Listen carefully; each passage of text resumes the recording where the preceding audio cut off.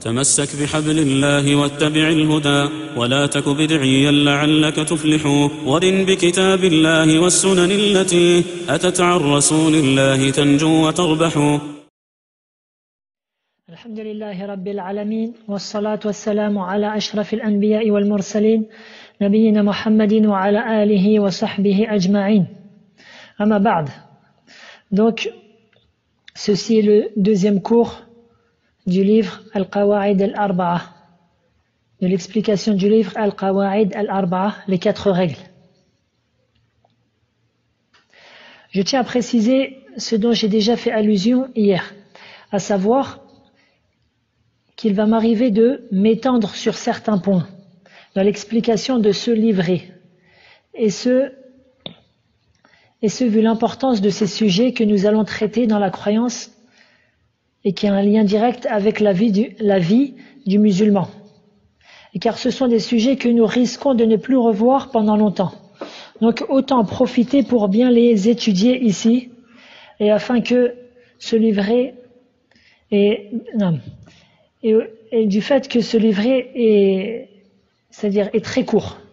Donc même si nous nous étendons un petit peu sur certains sujets, l'explication du livre ne sera pas très très longue, Inch'Allah. La deuxième chose, c'est que je n'ai pas choisi une explication de ce livre particulière. Devant moi, alhamdulillah, j'ai 5 explications de savants du livre, Qawa'id al-Arba'a, sans compter, c'est-à-dire mes acquis, ce que j'ai déjà pris, et ce que je peux regarder à travers d'autres livres, d'autres livres qui tournent autour des mêmes sujets. Troisièmement, j'essaie de faire en sorte que les cours durent à peu près 30 minutes, pour que cela ne soit pas trop long pour l'auditeur. Hier, le cours était très long, et c'est ainsi que j'ai réduit la durée du cours d'hier sur le canal, pour revenir aujourd'hui un peu en arrière, en ajoutant certaines précisions, Inch'Allah. Donc revenons au cours maintenant. J'ai donc dit hier que parmi les preuves qu'Allah n'accepte de l'humanité leurs bonnes actions, ces preuves-là sont au nombre de 3. Ces conditions-là sont au nombre de 3. 3 conditions. L'islam, al-ikhlas, c'est-à-dire la sincérité, et al-mutaba'a, et c'est-à-dire la conformité de l'action avec la législation, avec la sunna du prophète sallallahu alayhi wa sallam. Et j'ai cité en cela la preuve, le dernier verset de Surat al-Kahf. قل إنما أنا بشر مثلكم يوحى إلي أنما إلهكم إله واحد فمن كان يرجو لقاء ربه فليعمل عملا صالحا ولا يشرك بعبادة ربه أحدا. Et j'ai oublié de montrer en quoi ce verset regroupait les 3 conditions. Donc je répète. Donc la traduction avant tout, le sens de la traduction, dit je suis en fait un être humain comme vous.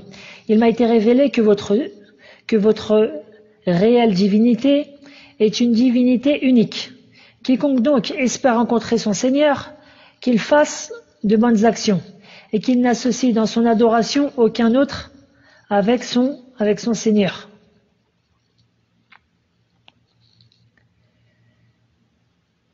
Donc la première des conditions se trouve dans فَمَنْ كَانَ يَرْجُو لِقَاءَ رَبِّهِ, et quiconque donc espère rencontrer son Seigneur. Ceci montre l'islam.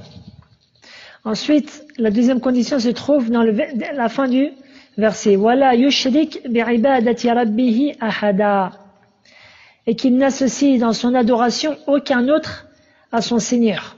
C'est-à-dire qu'il voue une adoration à Allah seul, sans lui donner d'associé. Et ceci est la sincérité.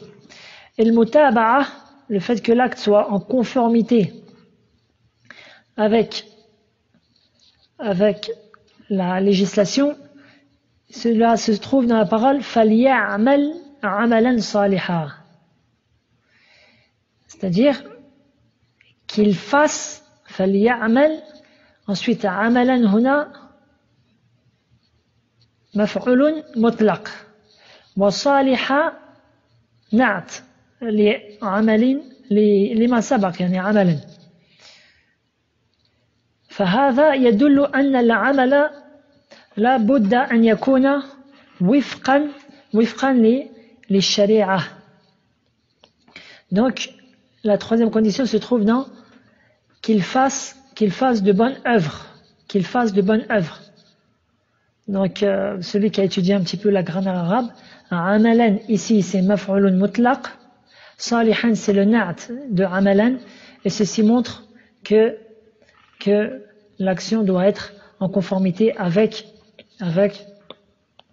la législation, avec la sunna du prophète sallallahu alayhi wa sallam. Ensuite, j'ai cité en plus de cela le hadith, donc dans Sahihain al-Bukhari et Muslim. La version de al-Bukhari et Muslim, c'est Man ahdatha fi amrina hadha ma laysa minhu fahuwa rad. Celui qui innove dans notre ordre que ceci, de notre religion que ceci, alors ceci sera rejeté ceci lui sera rejeté au visage. Dans la version de l'imam Muslim, celui qui œuvre une œuvre qui n'est pas en conformité avec notre ordre, c'est-à-dire notre religion, alors cette œuvre-là lui sera rejetée au visage. Ceci ne sera pas accepté de lui. Bref, nous revenons donc, comme je l'ai dit, afin que, c'est-à-dire la parole soit liée du début à sa fin.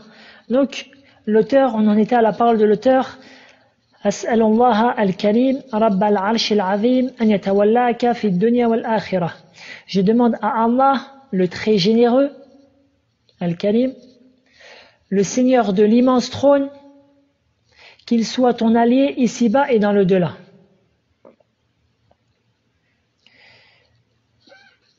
توجه المؤلف رحمه الله إلى الله وتوسل بأسمائه وصفاته.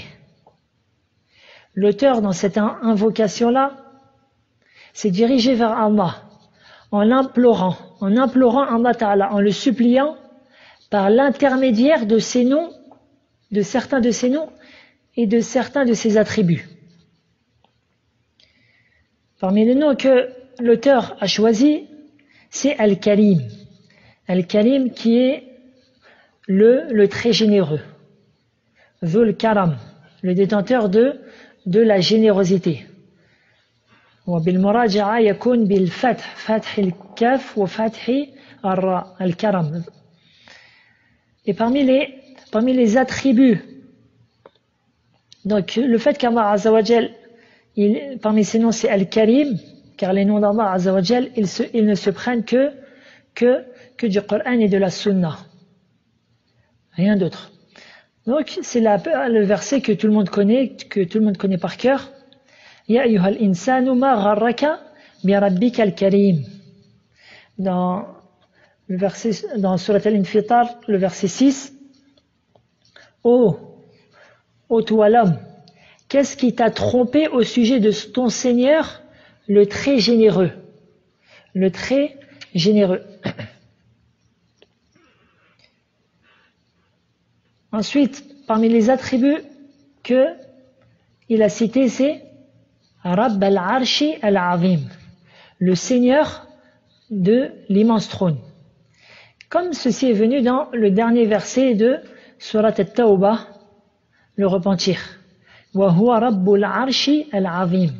Et c'est lui le Seigneur de l'immense trône. Wal-Azim huna huwa majrour. Fahuwa na'atun lil-Arsh. Donc Al-Azim ici c'est-à-dire c'est une qualité du trône, l'immense trône. Ala qira'ati Hafs an Asim. D'accord? Donc voilà. Et ce trône-là est en réalité la plus grande des créatures d'Allah Azza wa Jal. Ceci est la plus grande des créatures d'Allah tabarak wa ta'ala. Comme l'a rapporté l'imam At-Tabari wa saqahu bi sanadihi ila Rasulillahi sallallahu alayhi wa sallam قال أنه قال ما السماوات السبع في الكرسي إلا كدراهم سبعة ألقيت في ترس قال وقال أبو ذر رضي الله عنه سمعت رسول الله صلى الله عليه وسلم يقول ما الكرسي في العرش إلا كحلقة من حديد ألقيت بين ظهري فلات من الأرض. De plus, ce trône-là se trouve en dessous de lui le paradis. Le paradis et les 100 degrés du paradis. Et juste en dessous de lui se trouve Al-Firdaus al-A'la, c'est-à-dire le plus haut degré du paradis. Et ainsi, donc, l'auteur a formulé, c'est-à-dire a imploré Allah Azza wa Jal par ces deux formes de tawassul. Il a imploré Allah Ta'ala par l'intermédiaire de ses noms, Al-Karim, et de ses attributs. Le fait qu'Allah Ta'ala, c'est le Seigneur de cet immense trône. Le fait qu'Allah Ta'ala est le Seigneur de cet immense trône et de l'univers entier montre l'immensité d'Allah Tabaraka wa Ta'ala. L'immensité d'Allah Tabaraka wa Ta'ala. Et le fait que l'immensité de sa royauté. Et ainsi donc, il a imploré Allah par l'intermédiaire de ses noms et ses attributs et ceci est une forme de tawassul qui est permise par le consensus des gens de la sunna. Et on ne connaît personne qui a divergé en cela. C'est ce qu'on appelle al-tawassul al-mashru'. Donc j'aimerais qu'on entre un peu en détail dans ce qu'est le tawassul.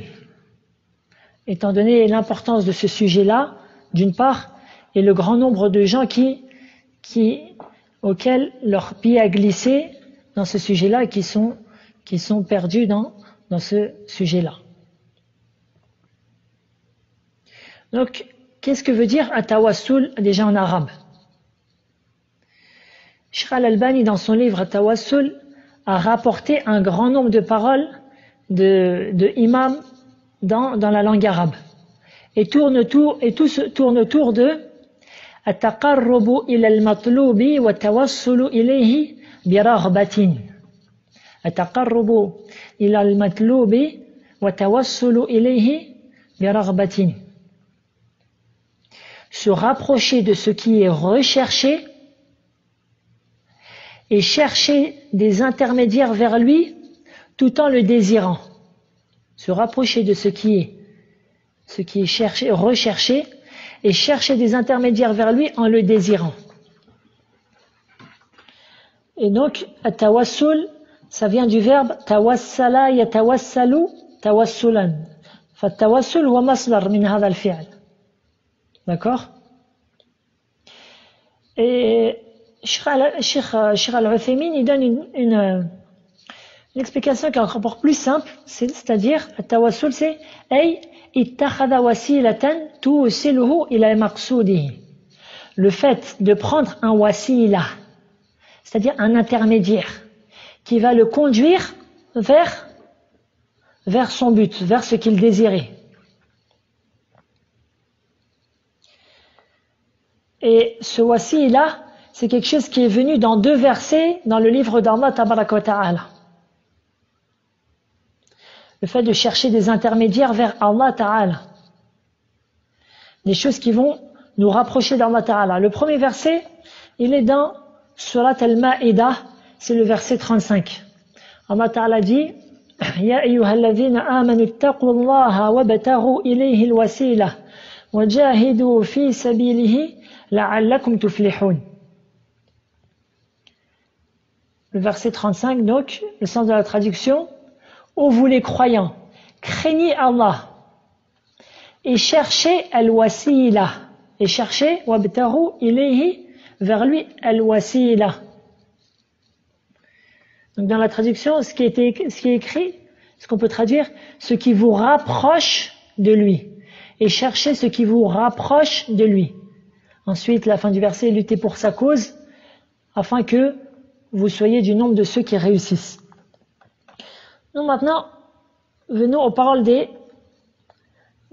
exégètes. L'imam al-Tabari, qui est surnommé l'imam des exégètes, dit Al-wasila, c'est-à-dire وَطْلُبُ الْقُرْبَةَ إِلَيْهِ بِالْعَمَلِ الصَّالِحِ, et cherchez à vous rapprocher de lui par les actions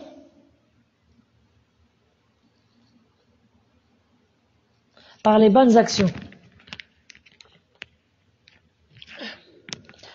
par les bonnes actions. Et l'imam Mujahid, qui sont parmi eux les exégètes, c'est-à-dire parmi les pieux prédécesseurs aussi, Mujahid qui est un tabi'i, qui est un successeur, et Al-Hassan aussi a dit cela, et c'est la parole de Suddi et d'autres, à savoir cherchez à vous rapprocher de lui par son obéissance et les œuvres qu'il agrée. Donc voilà qu'est-ce que Al-Wasila dans ce verset-là. Le deuxième verset, il est dans Surat Al-Isra, et c'est le verset numéro 57. Allah Ta'ala dit أولئك الذين يدعون يبتغون إلى ربهم الوسيلة أيهم أقرب ويرجون رحمته ويخافون عذابه إن عذاب ربك كان محذورا. Et ce verset-là, c'est un verset qu'a cité l'auteur. Donc on va plus tard l'étudier en détail. Mais arrêtons-nous juste au minimum, que ça soit un préambule pour ce qui va venir ensuite, à qu'est-ce que veut dire al-wasila dans ce verset-là. Allah Ta'ala dit dans le sens du verset, ceux qu'ils invoquent cherchent eux-mêmes. C'est-à-dire que des gens, ils invoquaient, comme on va le voir plus tard, des djinns. Or, ceux-là, ces djinns-là, c'était des gens qui étaient entrés en islam. Et a fortiori, ils cherchent, donc, on revient au verset, ils cherchent eux-mêmes à qui mieux le moyen de se rapprocher le plus de leur Seigneur. Ils espèrent sa miséricorde et craignent son châtiment. Le châtiment de ton Seigneur est vraiment redouté. Donc ces gens-là, ces djinns-là qui sont entrés en islam, ils cherchaient auprès d'Allah al-wasila. Al-wasila. Donc qu'est-ce que veut dire al-wasila? En réalité, la parole des mufassirs, il tourne autour de ce qui a déjà été cité dans le même verset sans différence.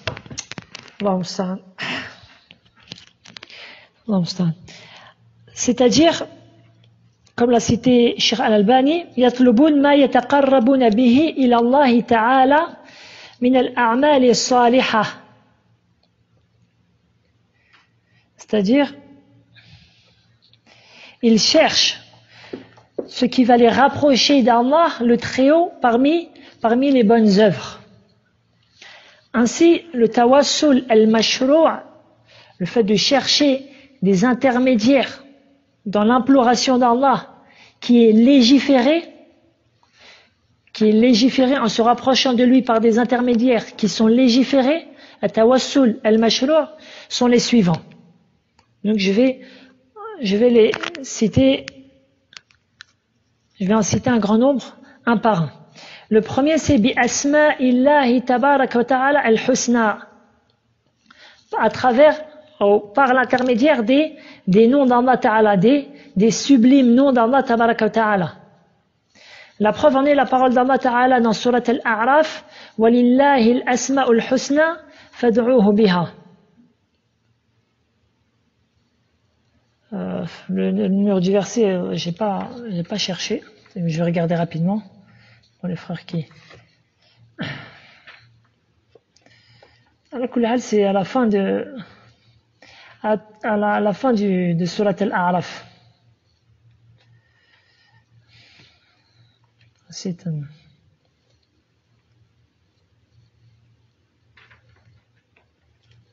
le verset 180. Le verset 180. Allah Ta'ala dit, c'est à Allah qu'appartiennent les noms les plus beaux. Invoquez-le par ses noms. Invoquez-le par ses noms. Et donc, la personne, elle va se rapprocher d'Allah Ta'ala dans son imploration par l'invoquer, en l'invoquant par ses noms. Comme on a cité l'exemple de l'auteur lorsqu'il a dit As'alullah al-Karim. Je demande à Allah le très généreux. Deuxièmement, bisifatihi. Bisifatillahi ta'ala. Le fait de chercher les intermédiaires par les attributs d'Allah Ta'ala. Et cela, de nombreux textes prouvent cela. Comme dans Surat Yunus, lorsque le peuple de Moussa a dit فَقَالُوا عَلَى اللَّهِ تَوَكَّلْنَا رَبَّنَا لَا تَجْعَلْنَا فِتْنَةً لِلْقَوْمِ الظَّالِمِينَ وَنَجِّنَا بِرَحْمَتِكَ مِنَ الْقَوْمِ الْكَافِرِينَ. Le verset 85. Ils dirent, le peuple de Moussa, en Allah nous plaçons notre confiance. Ô notre Seigneur, ne fais pas de nous une cible pour les persécutions des injustes, du peuple injuste. Et délivre-nous par ta miséricorde des gens mécréants. Birahmatika. Donc ils ont demandé, c'est-à-dire ils ont cherché le fait de se rapprocher d'Allah Ta'ala, birahmatika, c'est-à-dire par ta miséricorde.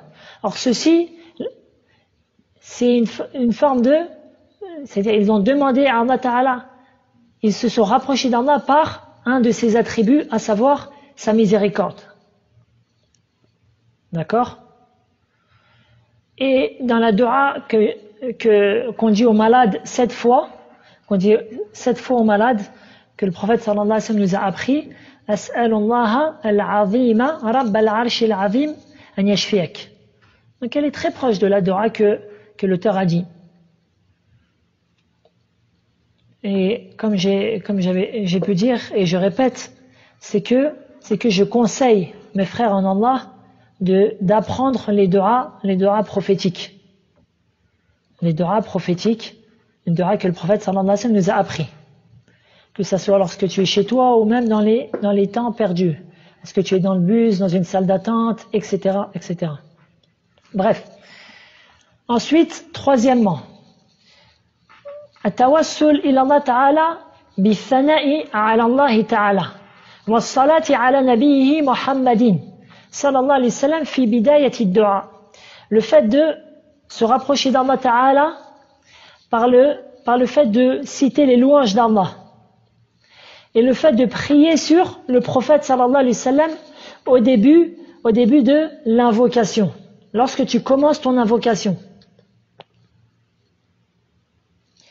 Car il a été rapporté d'après Fadalata ibn Ubayd radiyallahu anhu que le prophète sallallahu alayhi wa sallam annahu sami'a rajulan yad'u fi salatihi lam yahmadillah wa lam yusalli ala nabiyhi sallallahu alayhi wa sallam faqal ajila hadha.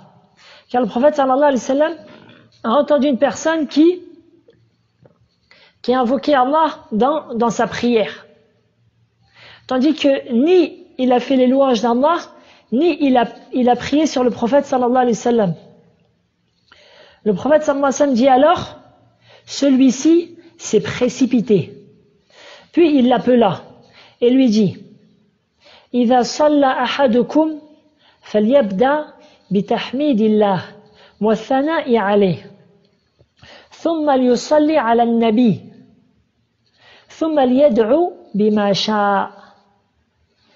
Donc le prophète sallallahu alayhi wa sallam l'a appelé et lui a dit, lorsque l'un d'entre vous invoque, alors qu'il commence par les louanges d'Allah et le fait d'exalter Allah tabaraka wa ta'ala, faisant ses louanges, puis qu'il prie sur le prophète, puis qu'il invoque Allah de ce qu'il veut. Le rapporteur du hadith dit وسمع رسول الله صلى الله عليه وسلم رجلا يصلي فمجد الله وحمده وصلى على نبيه محمد صلى الله عليه وسلم فقال عليه الصلاة والسلام ادعو تجاب وسل تعطى. Le rapporteur du hadith, le compagnon dit, et le prophète sallallahu alayhi wa sallam entenda un homme qui dit dans son invocation, qui commença son invocation par le fait de proclamer la gloire d'Allah et le fait de faire les éloges d'Allah. Ensuite, il pria sur le prophète Mohammed sallallahu alayhi wa sallam. Alors, le prophète sallallahu alayhi wa sallam dit, invoque, tu seras exaucé. Et demande, et on te donnera. C'est-à-dire, invoque et Allah Ta'ala t'exaucera ton invocation. Et demande et Allah Ta'ala te donnera de sa grâce. Donc, le fait de commencer par cela, par les louanges d'Allah et par la prière sur le prophète sallallahu alayhi wa sallam. Si quelqu'un il dit, par exemple, moi je connais pas l'arabe, je sais pas faire cela, tu peux faire cela en français. Tu peux faire cela en français. Oh Allah, à toi la louange entière t'appartient, etc. Ou tu peux lire, comme disent certains savants, Al-Fatiha, surat Al-Fatiha au début de ton invocation.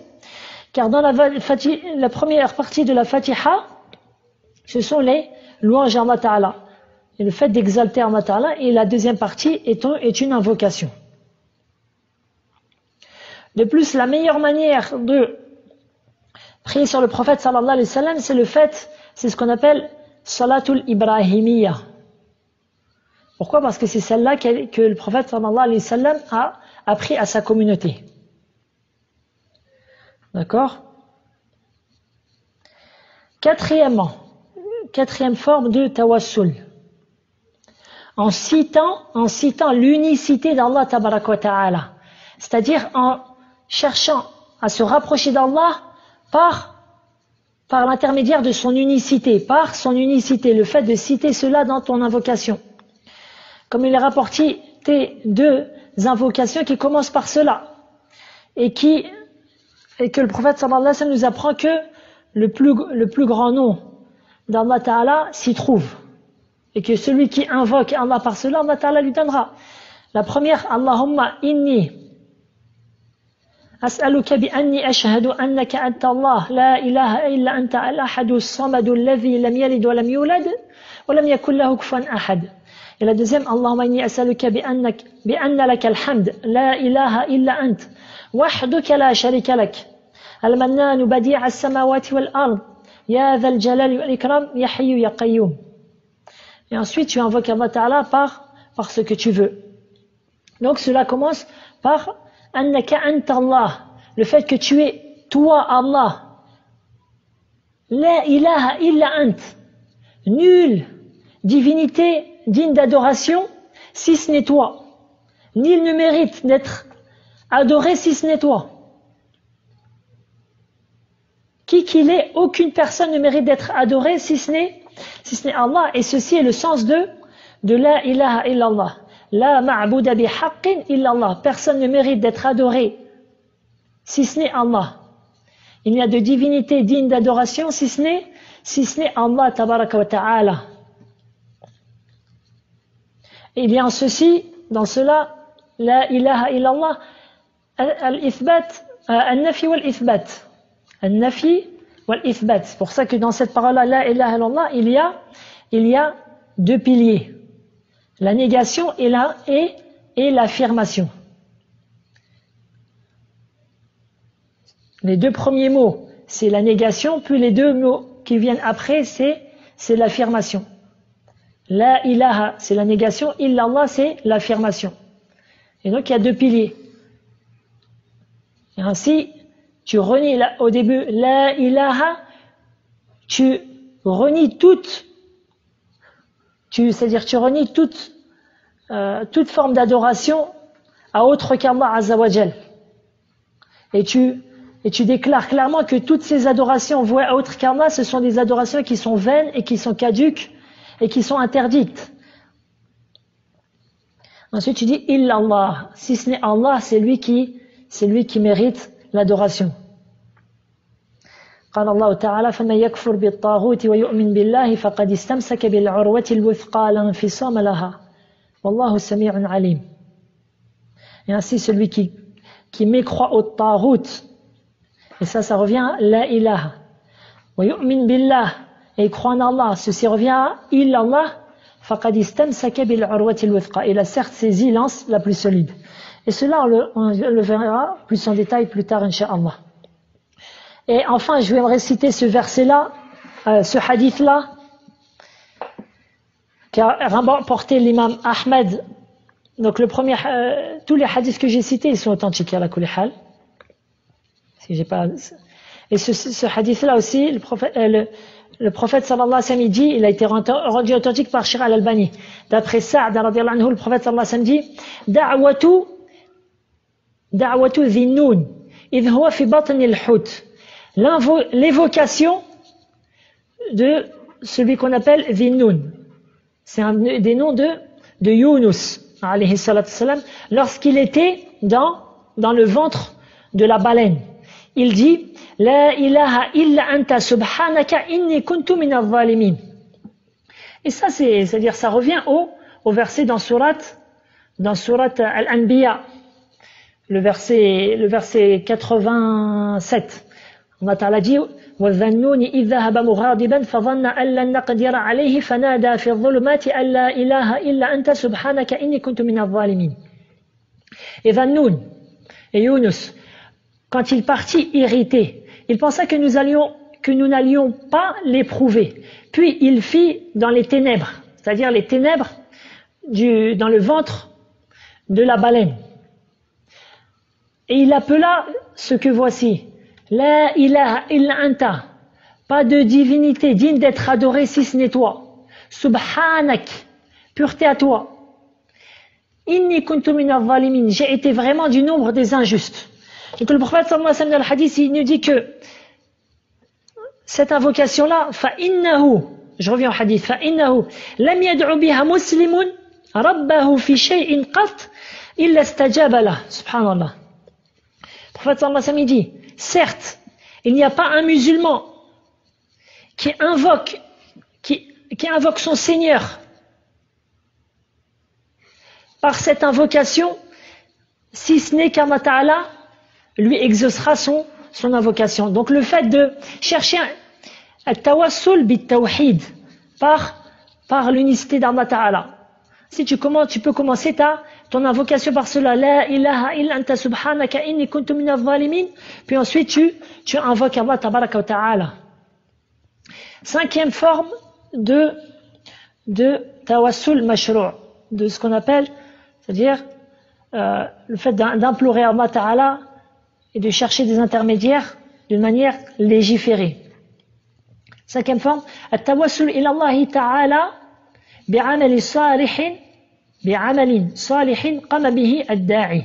Le fait d'implorer Allah Ta'ala par l'intermédiaire d'une bonne action qui a été effectuée par celui qui invoque Allah. Par exemple, le fait que quelqu'un il a jeûné tout le mois du Ramadan, ou par sa foi en Allah, par son amour en Allah. Alors il dit Allahumma inni as'aluka bi imani bik an taghfira li, par exemple. Ou Allah, je te demande par ma foi en toi que tu me pardonnes mes péchés. Et il y a beaucoup de preuves en cela.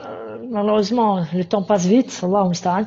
Bref, je citerai le verset dans surat Ali Imran, alladhina yaquluna rabbana innana amanna faghfir lana dhunubana wa qina adhaban nar. Ceux qui ont dit, ô notre Seigneur, certes nous avons cru, pardonne-nous nos péchés, pardonne-nous donc nos péchés et préserve-nous du châtiment de l'enfer. Et il y a dans surat Ali Imran, à la fin de cette sourate-là, une autre preuve en cela, vous la chercherez de vous-même, incha'Allah. C'est bien la personne, de temps en temps, elle cherche d'elle-même, ça la fait réfléchir c'est une bonne chose, bi'iznillah. Et dans le hadith qui est connu aussi de tous, lorsque le prophète sallallahu alayhi wa sallam, le hadith authentique, lorsque 3 personnes étaient rentrées dans une grotte, puis une falaise est tombée et les a enfermés. Alors chacun des 3 a invoqué Allah Ta'ala par une bonne action qu'il avait faite. Il disait Allahumma in kuntu fa'altu dhalika ibtigha'a wajhik fafarrij 'anna ma nahnu fihi. Oh Allah, si j'ai fait cette action en cherchant seulement ton visage, alors sauve-nous c'est-à-dire de l'endroit dans lequel nous sommes, dans l'état dans lequel nous sommes. Et à chaque fois que chacun il a invoqué Allah Ta'ala, Allah Ta'ala il poussait un peu la falaise jusqu'à que le premier, puis le deuxième, jusqu'à que le troisième invoquait Allah Ta'ala par cela, et ainsi ils ont pu sortir. Donc tu peux aussi dire, oh Allah, par exemple si toi tu penses vraiment que tu as eu une action, que tu penses vraiment que tu l'as faite que pour Allah, alors tu peux invoquer Allah, tu dis, oh Allah, si j'ai fait, par exemple si j'ai jeûné le mois du Ramadan pour toi seulement, alors donne-moi telle ou telle chose, ou aide-moi dans telle ou telle chose. Donc j'ai cité là jusqu'à présent 5. Sixième manière de tawassul al-mashru'. أن يتوسل إلى الله تعالى بذكر حاله مثلا أنه محتاج إلى رحمة الله وعونه إلى آخره. Le fait d'implorer Allah en citant sa situation, sa circonstance, c'est-à-dire son besoin de l'aide d'Allah et de sa miséricorde. Comme l'a fait Moussa alayhi salatu salam dans Surat al-Qasas. Allah Ta'ala dit que Moussa a dit Rabbi inni lima anzalta ilayya min khayrin faqir. Donc Moussa, le verset c'est le verset numéro 24. Donc Moussa a dit Seigneur, j'ai grand besoin du bien que tu feras descendre vers moi. Car Moussa, il a été châté, il a dû fuir le peuple injuste, etc. Il était dans une situation difficile. Donc, il a invoqué Allah Ta'ala en citant sa circonstance, son besoin de l'aide d'Allah et de sa miséricorde. Et certains savants rajoutent, par exemple, ce qu'a dit Zakaria alayhi salatu salam. قال ربي إني وهن العظم مني واشتعل الرأس شيبا ولن أكن بدعائك ربي شقيا. C'est problématique ces 30 minutes. Allah musta'an. Je vais rapidement finir. Et dit donc Zakaria, ô mon Seigneur, mes os sont affaiblis et ma tête s'est enflammée de cheveux blancs. Cependant, je n'ai jamais été malheureux, c'est-à-dire je n'ai jamais été déçu en te priant, ô mon Seigneur, en t'invoquant. Donc le fait que tu dises par exemple, oh Allah, par exemple, je suis faible, oh Allah, je suis faible, oh Allah, j'ai faim, oh Allah, je suis dans le besoin, viens-moi en aide, par exemple. Ou par exemple, tu dis, oh Allah, mon corps est faible, il ne supporte pas ton châtiment. Préserve-moi donc de ton châtiment, etc. Et certains savants entrent dans cela le fait de reconnaître ses péchés et de montrer devant Allah Tabarak wa Ta'ala le besoin de sa miséricorde et de son pardon. Comme est venu dans la dua de notre père Adam et de sa femme, ربنا ظلمنا أنفسنا وإن لم تغفر لنا وترحمنا لنكونن من الخاسرين. Oh notre Seigneur, nous avons été injustes envers notre propre personne, et si tu ne nous pardonnes pas et tu ne fais pas miséricorde, alors nous serons du nombre des perdants. Dans le verset 23 de Surat Al-A'raf. Ceci est la 6e chose. La 7e chose maintenant. La la septième chose. التوسل إلى الله تعالى بدعاء الرجل الصالح. أي المسلم أي المسلمة الحية الحاضرة السامعة. C'est-à-dire le fait de chercher à se rapprocher d'Allah part en demandant qu'une personne vertueuse invoque Allah en notre faveur. À condition que cette personne vertueuse soit d'une part musulman, premièrement. Deuxièmement, hayy, qu'il soit vivant. Troisièmement, qu'il soit présent. Quatrièmement, qu'il l'entende. Donc, quatre conditions. Donc, tu lui demandes, tu lui dis, oh un tel, voilà, invoque Allah Ta'ala en ma faveur. Car, par exemple, ton enfant est malade, tu dis à cette personne-là, cette personne vertueuse, oh un tel, invoque Allah qu'il guérisse mon enfant. Voyez-vous? Par exemple, tu connais quelqu'un, un savant, ou un homme vertueux, tu lui demandes, tu lui dis, tandis qu'il est vivant, bien sûr, il est présent, il t'entend, tu lui dis, oh un tel, invoque Allah pour qu'il guérisse mon enfant. Ceci est permis, et donc je citerai une seule preuve, c'est que dans Sahih al-Bukhari, Omar ibn al-Khattab, il a demandé à Al-Abbas, qui est l'oncle du prophète sallallahu alayhi wa sallam, qu'il implore Allah, que l'Abbas implore Allah, afin qu'Allah Ta'ala descende la pluie pour les gens. Car la pluie n'était pas tombée.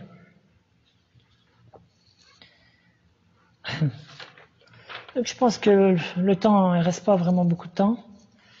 Je pense qu'on va se limiter à cela. Bref, voilà pour cela, tawassul al-mashrou', c'est-à-dire les manières de se rapprocher d'Allah Ta'ala en implorant de manière légiférée. Tandis que le musulman doit prendre garde aux sortes de demandes d'intersection, aux sortes de demandes d'intermédiaires à Allah qui sont vaines, qui sont caduques et qui sont interdites. Le fait de demander l'intermédiaire, je dis bien l'intermédiaire vers Allah d'une manière vaine, caduque et interdite. Ce qu'on appelle at-tawassul al-mamnou', al-muharram. Le fait de vouloir se rapprocher d'Allah Ta'ala, de chercher des intermédiaires vis-à-vis d'Allah qui sont interdits. Et on en parlera demain, bi'iznillah. Je suis désolé pour la longueur du cours. Wallahu a'la wa a'lam wa sallallahu wa sallam ala nabina Muhammadin wa ala alihi wa sahbihi ajma'in. Subhanaka Allahumma bihamdik ashhadu an la ilaha illa ant astaghfiruka wa atubu ilaik.